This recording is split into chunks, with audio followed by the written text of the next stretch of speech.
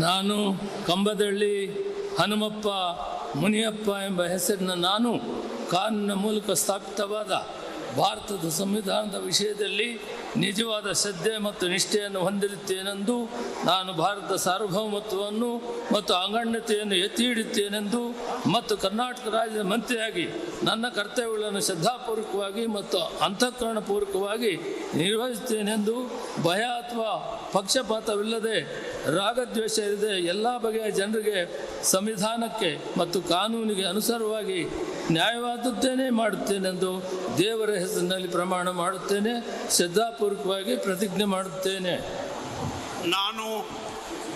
ನಾನು ಕಂಬದಳ್ಳಿ ಹನುಮಪ್ಪ ಮುನಿಯಪ್ಪ ಎಂಬ ಹೆಸರಿನ ನಾನು ಕರ್ನಾಟಕ ರಾಜ್ಯದ ಮಂತ್ರಿಯಾಗಿ ನನ್ನ ಪರ್ಯಾಲೋಚನೆಗೆ ತರಲಾಗುವ ಅಥವಾ ನನಗೆ ತಿಳಿದು ಬರುವ ಯಾವುದೇ ವಿಷಯವನ್ನು ರಾಜ್ಯದ ಮಂತ್ರಿಯಾಗಿ ನನ್ನ ಕರ್ತವ್ಯಗಳ ಯುಕ್ತ ನಿರ್ವಹಣೆಗೆ ಅಗತ್ಯವಾಗಿರಬಹುದಾದ ಸಂದರ್ಭದಲ್ಲದೆ ಅನ್ಯಥಾ ಯಾರೇ ವ್ಯಕ್ತಿಗೆ ಅಥವಾ ವ್ಯಕ್ತಿಗಳಿಗೆ ಪ್ರತ್ಯಕ್ಷವಾಗಿ ಅಥವಾ ಪರೋಕ್ಷವಾಗಿ ತಿಳಿಸುವುದಿಲ್ಲ ಅಥವಾ ಬಹಿರಂಗಪಡಿಸುವುದಿಲ್ಲ ಎಂದು ದೇವರ ಹೆಸರಿನಲ್ಲಿ ಪ್ರಮಾಣ ಮಾಡುತ್ತೇನೆ.